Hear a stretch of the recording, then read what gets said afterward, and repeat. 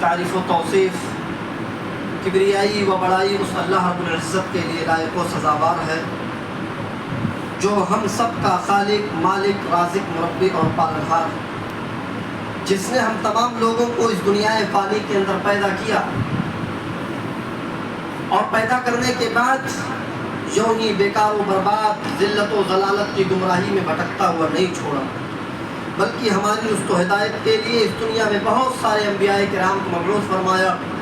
درود و سلام نازل ہو اللہ رب العالمین کے ان تمام نبیوں پر، خصوصاً ہمارے آخری نبی رحمت للعالمین، شفیع المؤمنین، سید الاولین والآخرین، جناب محمد الرسول اللہ صلی اللہ علیہ وسلم پر اللہم صلی وسلم وبارک علیہ۔ حضرات، میں نے خطبہ مسنونہ کے بعد قرآن کریم کی سورہ بقرہ کے دوسرے رکوع سے چند آیتیں میں نے آپ کے سامنے تلاوت کی۔ اللہ تعالیٰ نے ان آیات میں انسانیت کی ایک بہت ہی خطرناک قسم کا ذکر کیا۔ انسانیت کو ہم 3 قسموں میں ڈیوائیڈ کر سکتے ہیں، 3 قسموں میں بانٹ سکتے ہیں۔ انسانیت کی پہلی قسم جس کا تعلق اہل ایمان سے، انسانیت کی دوسری قسم جس کا تعلق اہل کفر سے، اور انسانیت کی تیسری قسم جس کے تعلق سے مجھے آپ کے سامنے کچھ باتیں بھی کرنی ہے۔ یہ سب سے ڈینجر قسم ہے، اس کو پتہ لگانا بڑا مشکل کام ہے کہ یہ ہم میں سے ہے یا ان کے اوروں سے ہاتھ ملے ہوئے۔ اس قسم کا نام منافق ہے۔ اللہ تعالیٰ نے اس تیسری قسم کا ذکر سورہ بقرہ کے دوسرے رکوع میں کیا۔ پہلے رکوع میں اللہ تعالیٰ نے 2 قسموں کا ذکر کر دیا، 2 قسموں کو نپٹا دیا، اہل ایمان کو بھی اور کافروں کا ذکر پہلے رکوع میں کیا۔ دیکھیے کیسے کیا۔ اللہ رب العالمین فرماتا ہے الف لام میم ذالک الکتاب لا ریب فیہ ھدی للمتقین، یہ کتاب بلا شک و شبہ درست ہے، اس میں شک کرنے کی کوئی گنجائش نہیں۔ ھدی للمتقین، یہ متقیوں کے لیے، اللہ سے ڈرنے والوں کے لیے ہدایت ہے۔ الذین یؤمنون بالغیب، یہ کتاب ان لوگوں کے لیے ہدایت ہے جو غیب کے اوپر یقین رکھتے ہیں۔ وَيُقِيمُونَ الصَّلَاةَ، جو نماز قائم کرتے ہیں۔ وَمِمَّا رَزَقْنَاهُمْ يُنْفِقُونَ، اور ہم نے جو رزق اتارا اس رزق میں سے وہ اللہ کی راہ میں خرچ کرتے ہیں۔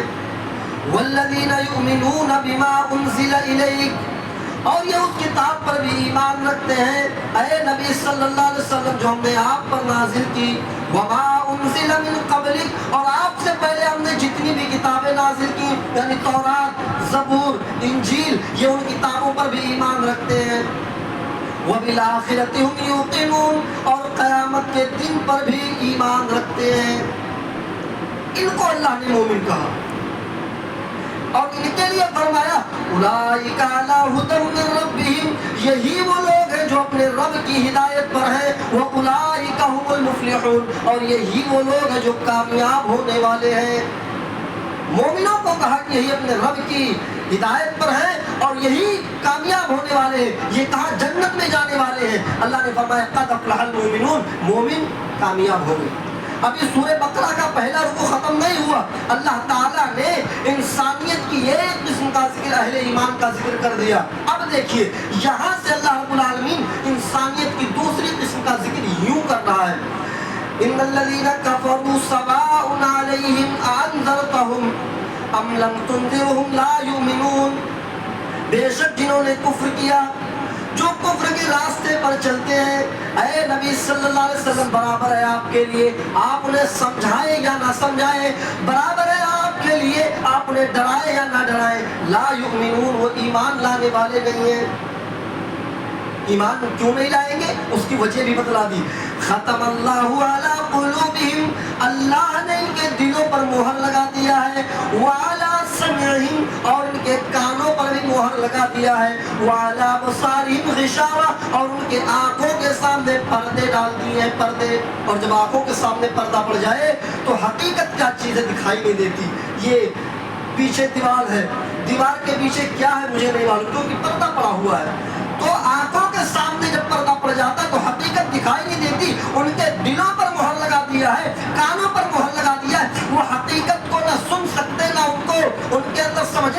صلاحیت ہے.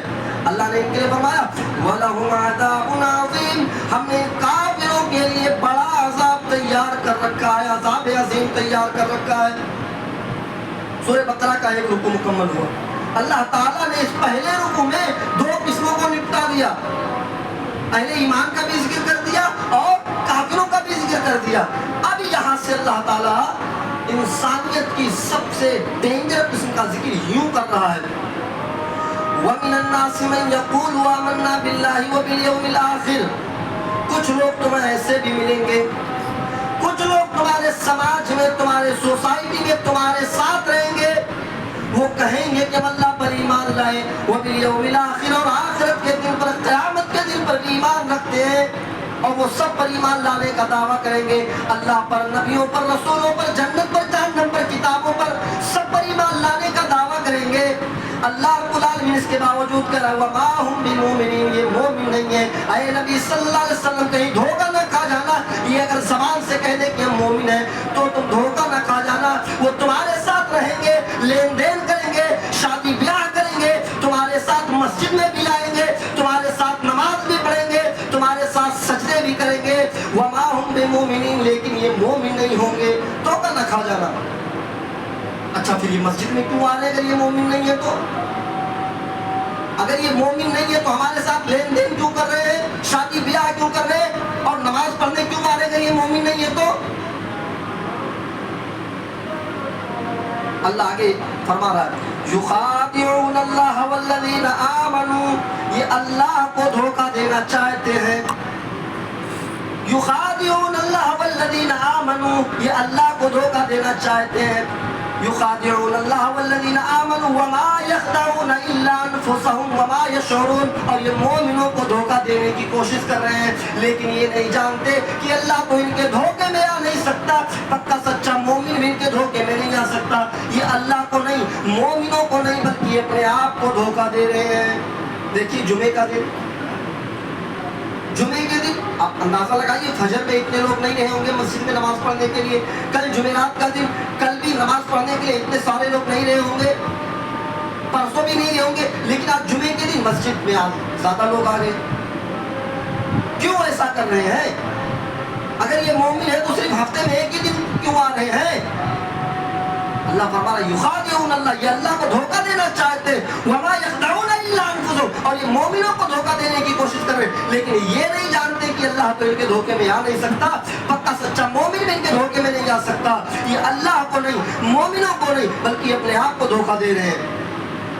دیکھیے اللہ کو تو کوئی دھوکہ دے نہیں سکتا, لیکن اللہ کہہ رہا ہے کہ مومنوں کو بھی دھوکہ دینے کی کوشش کر رہے ہیں, لیکن مومن بھی جو پکا سچا مومن ہوگا وہ ان کے دھوکے میں نہیں آئے گا. دیکھیے پانچوں ٹائم کا نمازی آدمی جس کی فجر کی کبھی تکبیر تک نہیں چھوٹتی ہے, وہ بھی نماز پڑھنے کے لیے, جمعے کی نماز پڑھنے کے لیے آیا. اور ایک بے نمازی آدمی جو ہفتے بھر غائب, آج وہ بھی مسجد میں نماز پڑھنے کے لیے آیا. اب نمازی آدمی پورا خطبہ سنا, بے نمازی آدمی نے بھی امام کا پورا خطبہ سنا, جماعت کھڑی ہوئی نماز پڑھنے کے لیے, وہ بے نمازی آدمی نمازی آدمی کے بغل میں کھڑا ہو کر کے نماز پڑھ رہا ہے. اب نمازی آدمی, مومن آدمی نیت باندھ کر کے سوچ رہا ہے کہ یار میں پانچوں ٹائم کی نماز پابندی سے پڑھتا ہوں, رات میں تہجد کی نماز بھی پڑھتا ہوں, کبھی فجر کی تکبیر ہماری نہیں چھوٹتی ہے, تب لوگ مجھے مسلمان کہتے ہیں, تب لوگ مجھے مومن کہتے ہیں. اور یہ صاحب ہفتے بھر غائب اور جمعے کے دن مسجد میں آ گئے, اس کے باوجود بھی ان کو لوگ مسلمان کہتے ہیں. نہیں, اب میں بھی اگر ہفتے میں ایک دن نماز پڑھ لینے سے اسلام باقی ہے اور ہفتے میں ایک دن نماز پڑھ لینے سے لوگ مسلمان کہلاتے ہیں, تو پھر ہمیں اتنی محنت کرنے کی کیا ضرورت ہے؟ اب میں بھی نہیں نماز پڑھوں گا. لیکن نہیں, اللہ فرما رہا ہے وما یخدعون الا انفسهم وما یشعرون, یہ مومنوں کو دھوکہ دینے کی کوشش تو کر رہے ہیں, لیکن جو پکا سچا مومن ہوگا وہ ان کے دھوکے میں نہیں آئے گا.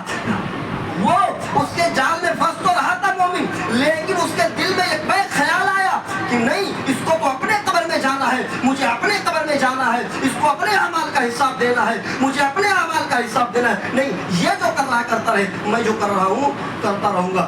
اللہ فرما رہا ہے یخادعون اللہ والذین آمنوا, یہ اللہ کو دھوکہ دینا چاہتے ہیں, یہ مومنوں کو دھوکہ دینے کی کوشش کر رہے ہیں, لیکن یہ نہیں جانتے کہ اللہ تو ان کے دھوکے میں آ نہیں سکتا. پکا سچا مومن بھی ان کے دھوکے میں نہیں آ سکتا. یہ اللہ کو نہیں, مومنوں کو نہیں, بلکہ اپنے آپ کو دھوکہ دے رہے ہیں.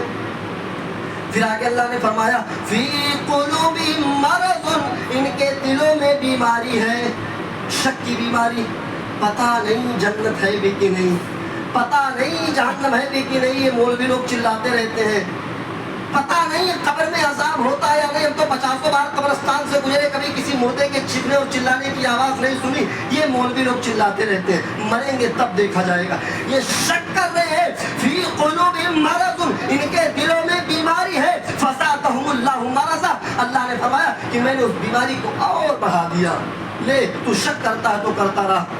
جب انسان کسی برائی کو چھوڑنے کا کوشش کرتا ہے اور ارادہ کرتا ہے تو اللہ بھی اس کی مدد کرتا ہے۔ اللہ نے فرمایا ان اللہ لا یغیر ما بقوم حتی یغیر ما بانفسہم، خدا نے آج تک اس قوم کی حالت نہیں بدلی، نہ ہو جس کو خود خیال آپ اپنی حالت کے بدلنے کا۔ اللہ کسی قوم کو اس وقت تک نہیں بدلتا ہے جب تک کہ قوم خود کوشش نہ کرے، جب تک کہ قوم خود نہ یہ ارادہ کرے کہ میں بدلوں گا، میں نیک بنوں گا۔ میرے بھائیوں، اللہ تعالیٰ ایک چوری کرنے کا ارادہ کرتا ہے تو اللہ اس کو چھوڑ دیتا ہے، جا چوری کر، جائے گا کہاں؟ شرابی شراب پینے کا ارادہ کرتا ہے تو اللہ شرابی کو بھی چھوڑ دیتا ہے۔ میرے بھائیوں، فی قلوبہم مرض، ان کے دلوں میں شک کی بیماری ہے، فزادہم اللہ مرضا، اللہ نے اس بیماری کو اور بڑھا دیا۔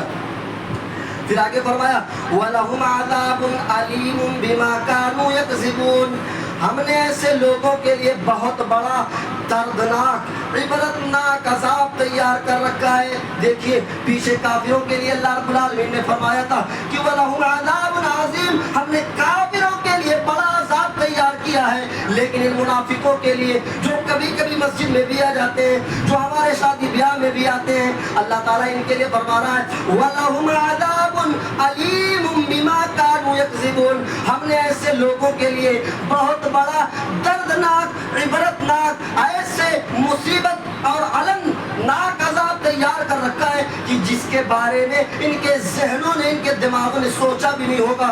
ایسے ایسے عذاب کی شکل اللہ رب العالمین نے ان منافقوں کے لیے تیار کر رکھی ہے۔ صحابہ نے پوچھا اللہ کے نبی، وہ ہم ہی میں سے ہیں، ہمارے ساتھ کاروبار کرتے ہیں، بزنس کرتے ہیں، مسجد میں بھی آتے ہیں، نماز پڑھتے ہیں، سجدے بھی کرتے ہیں، اے اللہ کے نبی ہم انہیں پہچانیں گے کیسے؟ علامت کیا ہے، ان کو ہم پہچانیں گے کیسے اللہ کے نبی؟ تو اللہ کے نبی نے فرمایا آیت المنافق ثلاث، جس کے اندر یہ 3 چیزیں پائی جائیں، وہ انسان و صلاح، چاہے وہ نمازی کیوں نہ ہو، چاہے وہ روزے دار کیوں نہ ہو، نماز اور روزے رکھنے اور پڑھنے کے باوجود وہ مومن نہیں ہے۔ اندازہ لگائے، اللہ کہ رسول صلی اللہ علیہ وسلم نے فرمایا چاہے وہ نماز ہی کیوں نہ پڑھتا ہو، روزے ہی کیوں نہ رکھتا ہو، لیکن وہ نماز اور روزے رکھنے اور پڑھنے کے باوجود وہ مومن نہیں ہے۔ ہم اور آپ اندازہ لگائیں کہ کہیں وہ جس لوگوں کے بارے میں اللہ کے نبی نے فرمایا کہیں وہ ہم ہی تو نہیں ہیں، کیونکہ وہ ساری چیزیں آج ہمارے اندر پائی جا رہی ہیں۔ ہم غور کریں کہ ایک چیز پر جہاں فرمایا کہ جس کے اندر 3 چیزیں پائی جائیں، چاہے وہ کتنا بڑا نمازی ہو، چاہے وہ کتنا بڑا روزے دار کیوں نہ ہو، نماز اور روزے رکھنے اور پڑھنے کے باوجود وہ مومن نہیں ہے، وہ منافق ہے۔ 3 چیزیں کون سی ہیں؟ پہلی چیز اللہ کے نبی نے فرمایا اذا حدث کذب، جب وہ بات کرے گا تو جھوٹ بولے گا، جب وہ بات کرے گا تو جھوٹ بولے گا۔ جھوٹ بولنے والا شخص چاہے کتنا بڑا نمازی کیوں نہ ہو، چاہے کتنا بڑا روزے دار کیوں نہ ہو، نماز اور روزے رکھنے اور پڑھنے کے باوجود وہ مومن نہیں ہے۔ میرے بھائیو، یہ کلیئر ہو گیا کہ ہر مسجد میں آنے والا مومن نہیں ہوتا، ہر مسجد میں آنے والا مومن نہیں ہوتا۔ وقتی طور پر ہم دھوکہ کھا جاتے ہیں، مسلمان کہہ دیتے ہیں اس کو۔ آپ ہی بتائیے اگر 1.5 کلو دودھ میں 250 گرام پانی ملا دیا جائے تو یہ تو ہماری مجبوری ہے کہ اس 250 گرام پانی کو دودھ کہہ رہے ہیں، کیونکہ وہ پانی دودھ کے اندر مل کر کے اپنا روپ بدل چکا ہے۔ ایسے ہی کچھ پکے سچے مسلمانوں کے بیچ، پکے سچے مومنوں کے بیچ کچھ ایسے زمین فروش لوگ ہیں جو ہماری مسجدوں میں ہفتے میں 1 دن آ جاتے ہیں جمعے کی نماز پڑھنے کے لیے۔ یہ ہماری مجبوری ہے کہ ہم انہیں مسلمان کہہ دیتے ہیں۔ اللہ کے نبی فرماتے ہیں اذا حدث کذب، جب وہ بات کرے گا تو جھوٹ بولے گا۔ جھوٹ بولنے والا شخص چاہے کتنا بڑا نمازی کیوں نہ ہو، چاہے کتنا بڑا روزے دار کیوں نہ ہو، نماز اور روزے رکھنے اور پڑھنے کے باوجود وہ مومن نہیں ہے۔ ایک صحابی اللہ کے نبی سے سوال کرتے ہیں اللہ کے نبی کیا وہ مومن بھی ہو سکتا ہے جو میدان جنگ میں لڑ رہا ہو اور اس کے اندر ڈر پیدا ہو جائے اور میدان چھوڑ کر کے بھاگ جائے؟ کیا مومن وہ بھی ہو سکتا ہے؟ اللہ کے نبی نے فرمایا ہاں، اس کے دل میں موت کا ڈر آ گیا ہو، میدان چھوڑ کر کے بھاگ سکتا ہے، لیکن وہ مومن ہے، وہ مومن ضرور ہے۔ وہ صحابی پھر پوچھتے ہیں اللہ کے نبی کیا مومن بخیل بھی ہو سکتا ہے؟ کیا مومن بخیل بھی ہو سکتا ہے؟ اللہ کے نبی نے فرمایا ہاں، مومن بخیل بھی ہو سکتا ہے۔ وہ صحابی پھر پوچھتے ہیں اللہ کے نبی کیا مومن جھوٹا بھی ہو سکتا ہے؟ اللہ کے نبی کھڑے ہو گئے اور فرماتے ہیں کہ پھر سے سوال کرو، کیا تم پوچھ رہے تھے؟ وہ صحابی پھر سے وہ سوال ریپیٹ کرتے ہیں، اے اللہ کے نبی کیا مومن بزدل ہو سکتا ہے؟ اللہ کے نبی نے فرمایا ہاں، مومن بزدل ہو سکتا ہے۔ کیا مومن کنجوس ہو سکتا ہے؟ اللہ کے نبی فرماتے ہیں ہاں، اس کے دل میں مال و دولت کی محبت آ سکتی ہے، مومن ہے لیکن وہ کنجوس بھی ہو سکتا ہے۔ اللہ کے نبی اس سے سوال کرتے ہیں کیا مومن جھوٹا بھی؟ وہ صحابی سوال کرتے ہیں اللہ کے نبی کیا مومن جھوٹا بھی ہو سکتا ہے؟ اللہ کے نبی نے فرمایا اللہ کی قسم واللہ لا یؤمن، اللہ کی قسم وہ مومن نہیں ہو سکتا جو جھوٹ بولے، یعنی جھوٹ بولنے والا شخص مومن ہو ہی نہیں سکتا، مومن ہو ہی نہیں سکتا۔ میرے بھائیو اتنی بڑی کہ مومن بزدل تو ہو سکتا ہے، مومن کنجوس تو ہو سکتا ہے، لیکن مومن جھوٹا نہیں ہو سکتا ہے۔ امام احمد بن حنبل کے استاد فرماتے ہیں کہ میں جنگل میں جا رہا تھا، ایک درخت کے نیچے آرام کرنے لگا، میں نے جنگل میں دیکھا ایک ٹڈی کا ٹکڑا درخت کے نیچے پڑا ہوا ہے اور اس ٹڈی کے ٹکڑے پر ایک چیونٹی چڑھی ہوئی ہے۔ وہ چیونٹی اس ٹڈی کے ٹکڑے کو کھینچنا چاہتی ہے، اپنے سوراخ میں لے جانا چاہتی ہے اور کئی دن کھانا چاہتی ہے، لیکن ٹڈی کا ٹکڑا بڑا، وہ چیونٹی کمزور پڑ رہی تھی، اس کو کھینچ نہیں پا رہی تھی۔ وہ ٹڈی، وہ چیونٹی اپنے سوراخ میں جاتی ہے، اپنے بل میں جاتی ہے اور اپنے دوستوں کو، اپنے سہیلیوں کو بلا کر کے لاتی ہے، اس کے پیچھے پیچھے تمام چیونٹیاں آتی ہیں۔ امام احمد بن حنبل کے استاد فرماتے ہیں کہ جب میں بہت ساری چیونٹیوں کو آتے ہوئے دیکھا اور جب اس ٹڈی کے ٹکڑے کے قریب پہنچی وہ چیونٹیاں، تو میں نے اس ٹڈی کے ٹکڑے کو زمین سے اٹھا لیا، اس ٹڈی کے ٹکڑے کو زمین سے اٹھا لیا۔ اب وہ چیونٹی اسی ارد گرد گھومتی رہی کہ میں نے اسی جگہ پر تو ٹڈی کے ٹکڑے کو دیکھا تھا، آخر کہاں چلا گیا؟ جب وہ ٹڈی کا ٹکڑا نہیں ملا تو تمام چیونٹیاں اپنے اپنے بلوں میں چلی گئیں، تمام چیونٹیاں واپس چلی گئی، لیکن وہ پہلی والی چیونٹی اسی جگہ پر رہی اور اسی جگہ پر گھومتی رہی کہ میں نے اسی جگہ پر دیکھا تھا، آخر کہاں چلا گیا؟ پھر امام احمد بن حنبل کے استاد فرماتے ہیں کہ پھر میں نے ٹڈی کے ٹکڑے کو زمین پر رکھ دیا، پھر اس نے کھینچنا چاہ نہیں کھینچ پائی تو پھر جاتی ہے اور اپنے سوراخ سے اپنے دوستوں کو بلا کر کے لاتی ہے، اور جیسے ہی وہ ساری چیونٹیاں اس کے پاس پہنچتی ہیں میں نے اس ٹڈی کے ٹکڑے کو زمین سے اٹھا لیا۔ اس طریقے سے 2-3 بار کرتے رہے۔ جب بار بار ٹڈی ان چیونٹیوں کو بلا کر کے لاتی اور میں اٹھا لیتا تو تمام چیونٹیاں اس پہلی والی چیونٹی کو سمجھ گئی کہ چیونٹی جھوٹ بول رہی ہے، بار بار ہم لوگوں کو بلا کر کے لاتی ہے اور یہاں کچھ بھی نہیں ہے، یہ جھوٹ بول رہی ہے، یہ جھوٹی چیونٹی ہے۔ وہ تمام چیونٹیاں اس پہلی والی چیونٹی پر اٹیک کر دیتی ہیں، حملہ کر دیتی ہیں اور اس پہلی والی چیونٹی کے ٹکڑے ٹکڑے کر دیتی ہیں، مار ڈالتی ہیں۔ امام احمد بن حنبل کے استاد فرماتے ہیں کہ میری وجہ سے چیونٹی کی جان تو ضرور گئی، لیکن مجھے یہ سبق ملا، مجھے یہ نصیحت ملی کہ چیونٹیوں کی سماج میں، چیونٹیوں کی سوسائٹی میں جھوٹی چیونٹیوں کی گنجائش نہیں ہے۔ اپنے سماج میں جھوٹی چیونٹیوں کو پناہ نہیں دیتی ہیں چیونٹیاں بھی۔ آج ہم مسلمان ہیں، اشرف المخلوقات ہیں، خاتم النبی جی محمد رسول اللہ صلی اللہ علیہ وسلم کے امتی ہیں اور ہمارے سماج میں جھوٹ عام ہے۔ ہم بات بات میں جھوٹ بول رہے ہیں، بات بات میں جھوٹ بول رہے ہیں۔ میرے بھائیو اندازہ لگائیے، یہ منافقت کی پہلی علامت ہے کہ جو انسان جھوٹ بولتا ہے، چاہے وہ کتنا بڑا نمازی کیوں نہ ہو، چاہے وہ کتنا بڑا روزے دار کیوں نہ ہو، نماز اور روزے رکھنے اور پڑھنے کے باوجود وہ مومن نہیں ہے۔ دوسری چیز اللہ کے نبی نے فرمایا وَإِذَا وَعَدَ أَخْلَفَ، اذا حدث کذب، بات کرے گا تو جھوٹ بولے گا۔ اور دوسری علامت وَإِذَا وَعَدَ أَخْلَفَ، جب وعدہ کرے گا، کسی کام کے کرنے کا عہد کرے گا تو اس کو پورا نہیں کرے گا، وعدہ خلافی کرے گا۔ اللہ کے نبی فرماتے ہیں کہ وعدہ خلافی کرنے والا شخص چاہے کتنا بڑا نمازی کیوں نہ ہو، چاہے کتنا بڑا روزے دار کیوں نہ ہو، نماز اور روزے رکھنے اور پڑھنے کے باوجود وہ مومن نہیں ہے بلکہ منافق ہے۔ ہم اندازہ لگائیں کہ ہم نے کتنے وعدے ایسے کیے اور بھول چکے ہیں۔ ہم وعدہ کرتے ہیں، اس کو پورا हम अंदाजा लगाएं कितने परसेंट मुसलमान हैं। हजरत उमर फारूक के दौर में ऐलान कर दिया, हजरत उमर फारूक ने एक शातिर बदमाश जो कई सहाबा का कातिल जिसका नाम हुरमुसान है, पकड़ते ही कत्ल करने का ऑर्डर दे दिया हजरत उमर फारूक ने, क्योंकि वो कई सहाबा का कातिल था। भेष बदल करके सहाबा को कत्ल करने के इरादे से आया, लेकिन पकड़ा गया। हजरत उमर फारूक ने फरमाया कि मेरा हुक्म मंसूख हो गया, रोको उसे, मैं भी उससे मिलना चाहता हूँ, मैं भी उसे देखना चाहता हूँ। अमीरुल मोमिनीन हजरत उमर फारूक आते, उससे मिलते हैं, कत्ल की सजा मुतय्यन कर दी कि जुमा के दिन जुमा की नमाज के बाद इसको कत्ल किया जाएगा। जुमा की नमाज हो गई, खुतबा हो गया, नमाज खत्म हुई, सारे सहाबा मैदान में जमा हो गए। आज जो कई सहाबा का कातिल है, आज उसका मंजर सहाबा देखना चाहते हैं, सहाबा की भीड़ लगी हुई है। अमीरुल मोमिनीन हजरत उमर फारूक उस हुरमुसान को उस मैदान मक्तल में बिठाते हैं, हाथ पीछे से बांध देते हैं, जल्लाद के हाथ में तलवार दे दिए। उसके बाद हजरत उमर फारूक उस हुरमुसान के पास जाते हैं और कहते हैं, सुनो, ज़ाब्ते और तरीके के मुताबिक जिस तरीके से मुजरिम की आखिरी ख्वाहिश पूछी जाती है, आखिरी तमन्ना पूछी जाती है, तुम्हारी भी आखिरी ख्वाहिश पूछी जा रही है, बताओ तुम्हारी क्या ख्वाहिश है। वो कहता है, उमर क्या आप मेरी ख्वाहिश पूरी करोगे?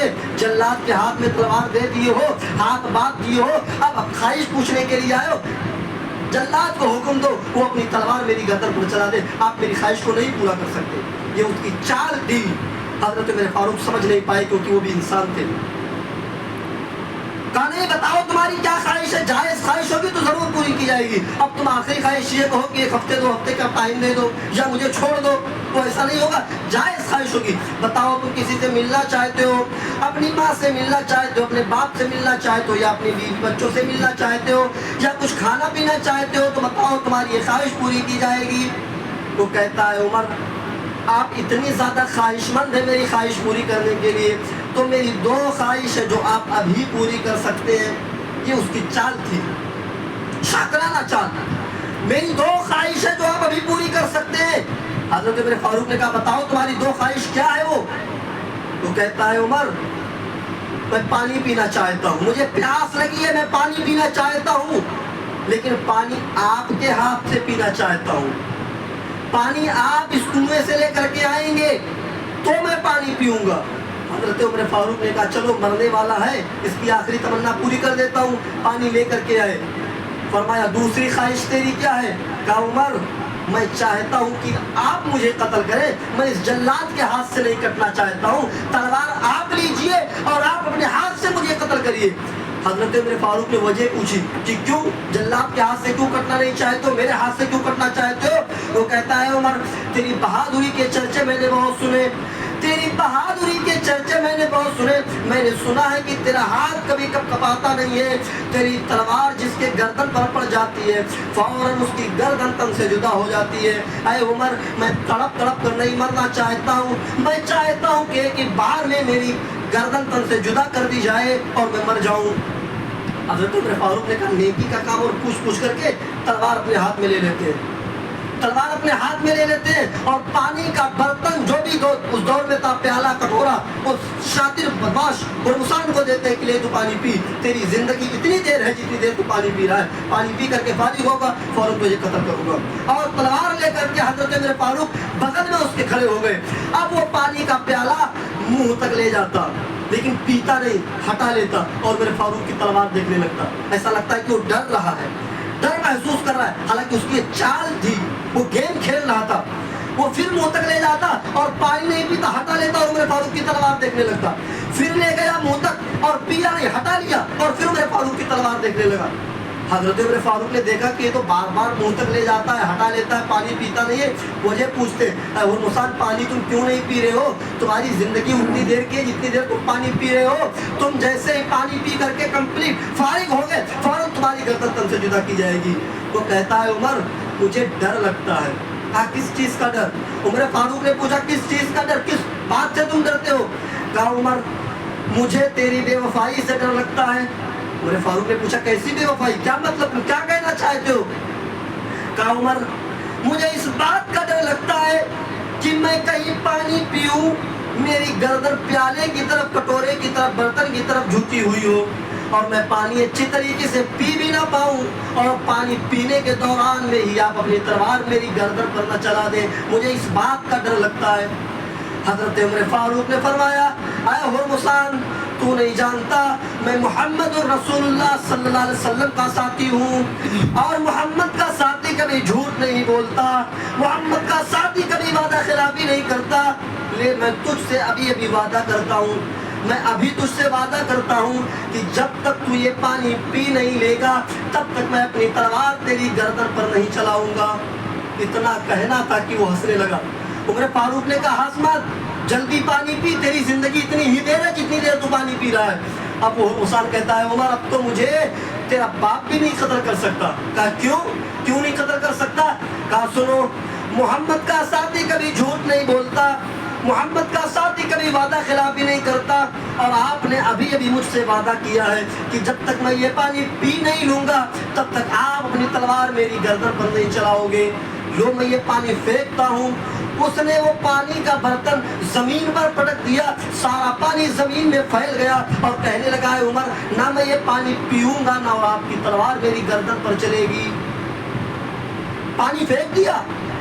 حضرت عمر فاروق نے تلوار رکھ دی اور فرماتے ہیں، ہرمسان، اس کے باوجود بھی مجھے شریعت اجازت دیتی ہے کہ تجھے قتل کیا جائے، شریعت اس کے باوجود بھی مجھے اجازت دیتی ہے، لیکن مجھے ڈر لگتا ہے کہ کل قیامت کے دن کہیں مجھے 1/3 منافق بنا کر کے نہ اٹھایا جائے، یا تو کہیں کل قیامت کے دن اللہ کے سامنے میرا گریبان نہ پکڑے اور اللہ سے شکایت نہ تو کر کہ اللہ، عمر نے میرے آخری وقت پر میرے ساتھ جھوٹ بولا تھا، میرے ساتھ وعدہ خلافی کی تھی، اس وجہ سے میں تجھے چھوڑ رہا ہوں، جائے ہرمسان۔ جانے لگا اور جاتے جاتے چیلنج کر رہا ہے، عمر کیسی لگی میری سیاست، کیسی لگی میری یہ چالاکی؟ حضرت عمر فاروق نے فرمایا، ہرمسان اس بار بچ گیا، بچ جا رہا ہے تو چلا جا آسانی کے ساتھ، لیکن یاد رکھنا میری پولیس تیرا پیچھا کرے گی، اس بار اگر تو کسی جرم میں پکڑا گیا تو سمجھ لے کہ تیری آخری خواہش بھی نہیں پوچھی جائے گی، آخری تمنا بھی نہیں پوچھی جائے گی، تو جس وقت پکڑا جائے گا فوراً تیری گردن تن سے جدا کر دی جائے گی۔ وہ کہتا ہے، عمر اب اس کی نوبت ہی نہیں آئے گی، اس کی نوبت ہی نہیں آئے گی۔ حضرت عمر فاروق نے پوچھا کیوں؟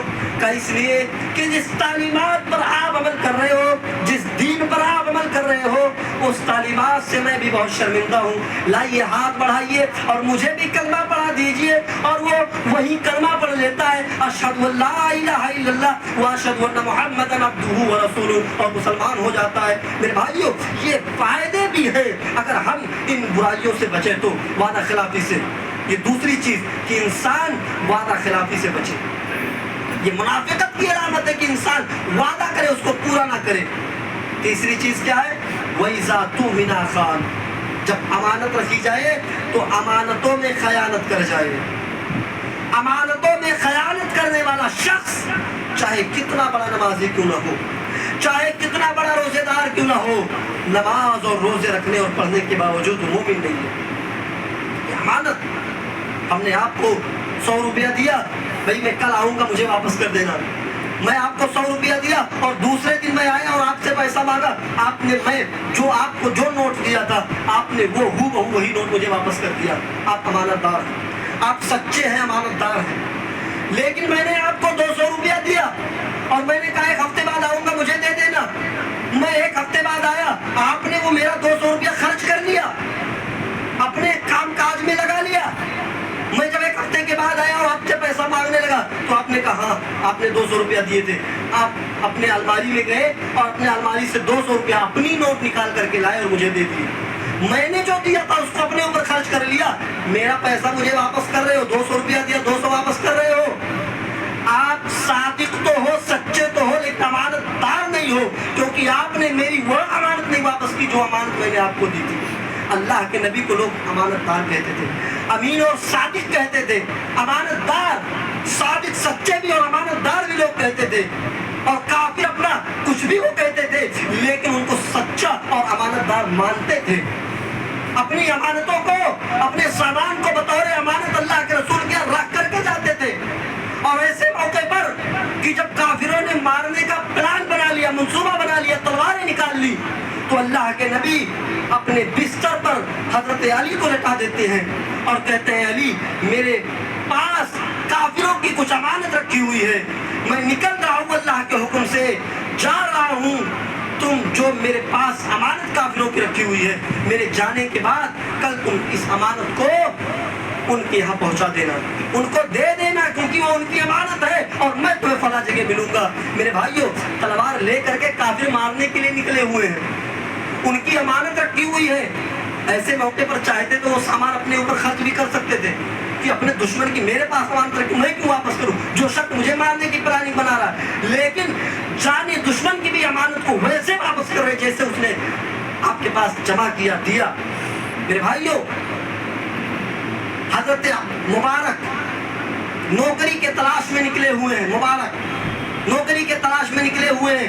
ایک بادشاہ نے، ایک باغ کے مالک نے انہیں نوکری دے دی، نوکری پر رکھ لیا کہ میرے باغ کی دیکھ ریکھ کرو، رکھوالی کرو، میں تجھے اتنے روپے دوں گا۔ حضرت مبارک اس کی باغ کی رکھوالی کرنے لگے اور رکھوالی کرتے کرتے، اس کی دیکھ ریکھ کرتے کرتے 5 سال کا عرصہ گزر گیا۔ 5 سال کا، 5 سال کوئی معمولی وقت نہیں ہوتا ہے، 5 سال میں حکومتیں بدل جاتی ہیں۔ 5 سال تک اس باغ کی رکھوالی کرتے رہے، اس میں پانی ڈالتے رہے، اس کی صاف صفائی کا خیال رکھتے رہے۔ 5 سال ہو گئے۔ ایک دن اس باغ کے مالک کے گھر کچھ اس کے مہمان آ جاتے ہیں، وہ اپنے مہمانوں کو لے کر کے باغ میں آتا ہے اور مبارک سے کہتا ہے مبارک میرے کچھ خاص مہمان آئے ہوئے ہیں، جاؤ تم میٹھے میٹھے پھل لے کر کے آؤ، ان کو کھلاؤ۔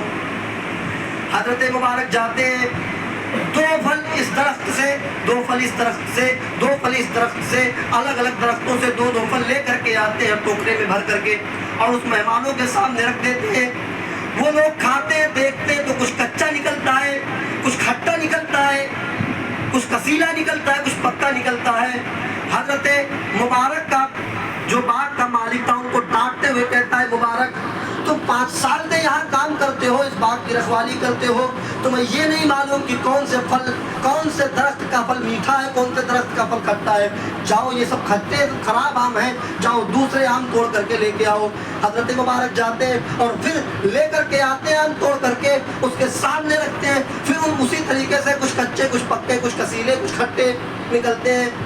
وہ باغ کا مالک غصہ ہو جاتا ہے اور حضرت مبارک کو ڈانٹتے ہوئے کہتا ہے مبارک تم نے میری انسلٹ کی ہے، تم نے میرے مہمانوں کے سامنے میری بے عزتی کر رہے ہو، میں تجھے نوکری سے نکال دوں گا۔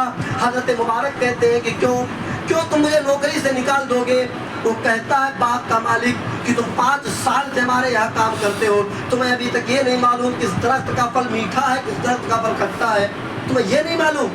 تو حضرت مبارک نے کہا اے مالک، میرے آقا آپ نے مجھے اجازت ہی کہا دی تھی، میں 5 سال آپ کے باغ کی رکھوالی کرتا ہوں، لیکن 5 سال کا عرصہ گزر گیا، میں نے آپ کے درخت سے، آپ کے باغ سے ایک آم بھی میں نے نہیں کھایا۔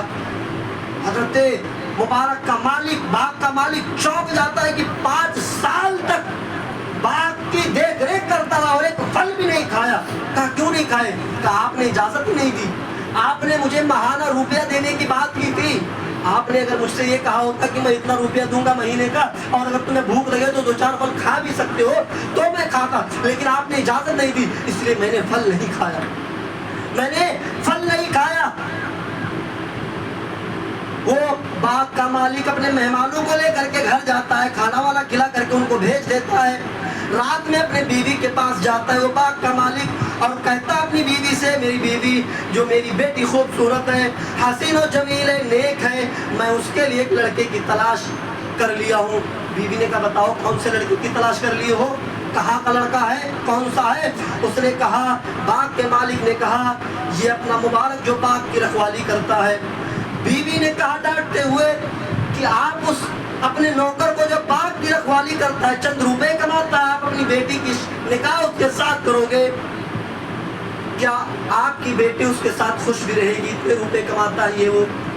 حضرت مبارک کہتے ہیں اللہ کی قسم میری بیٹی اس سے زیادہ خوش اور کہیں کسی کے پاس رہ ہی نہیں سکتی، کیونکہ جو میری امانت کو 5 سال تک اس کی رکھوالی کرتا رہا لیکن میری امانت میں خیانت نہیں کیا، وہ میری بیٹی کی بھی امانت میں خیانت نہیں کرے گا۔ مجھے یقین ہے کہ وہ بہت اچھی طریقے سے بیوی کے حقوق بھی جانتا ہوگا. اس سے زیادہ خوش کہیں میری بیٹی رہ ہی نہیں سکتی ہے. لہٰذا اس باغ کے مالک کی بیوی بھی مان گئی اور اپنی بیٹی کا نکاح اس مبارک کے ساتھ کر دیتے ہیں. حضرت مبارک اور اس لڑکی کی شادی ہو جاتی ہے. دونوں ایک ساتھ رہنے لگتے ہیں. مجامعت ہوتی ہے بستری ہونے کے بعد. ان دونوں کے ذریعے سے ایک بچہ پیدا ہوتا ہے جس کا نام عبداللہ رکھتے ہیں. اور عبداللہ یہ بڑے ہو کر کے اتنے بڑے محدث بنتے ہیں, اتنے بڑے محدث جن کو آج بھی لوگ عبداللہ ابن مبارک کے نام سے جانتے ہیں. عبداللہ ابن مبارک بہت بڑے محدث ہیں. میرے بھائیوں, یہ اسی امانت داری کا نتیجہ ہے, اسی امانت داری کا. آج لوگوں کی شکایتیں ہیں کہ میرا بیٹا مجھے مارتا ہے, میرا بیٹا مجھے ستاتا ہے, میرا بیٹا مجھے پیسہ نہیں دے رہا ہے, بہت تکلیف پہنچاتا ہے. میرے بھائیوں, آپ اپنے اوپر غور کریے کہ ہم نے کون سی چیزیں, ہم نے جو اپنے رگوں میں خون دوڑایا تھا وہ حلال کا تھا یا حرام کا تھا. ہم اندازہ لگائیں. میرے بھائیوں, ہماری اولادیں تب نیک نکلتی تھی جب ہمارے خون, ہمارے رگوں میں دوڑنے والا خون حلال ہوتا تھا. تب ہمارے لطفے سے ابن تیمیہ پیدا ہوتے تھے, عبداللہ ابن قیم پیدا ہوتے تھے, احسان الہی ظہیر پیدا ہوئے. لیکن جب آج ہم نے حلال و حرام کی تمیز نہیں کی تو دیکھ لیجئے, باپ کو ستانے والی اولادیں پیدا ہو رہی ہیں, ماں کو مارنے والی اولادیں پیدا ہو رہی ہیں, فیس بک پر ناچنے اور گانے والی اولادیں پیدا ہو رہی ہیں. یہ اسی حرام اور امانتوں میں خیانت کا نتیجہ ہے. میرے بھائیوں, وقت ہو چکا ہے. اللہ تعالیٰ سے دعا کرتے کہ الہ العالمین ہمیں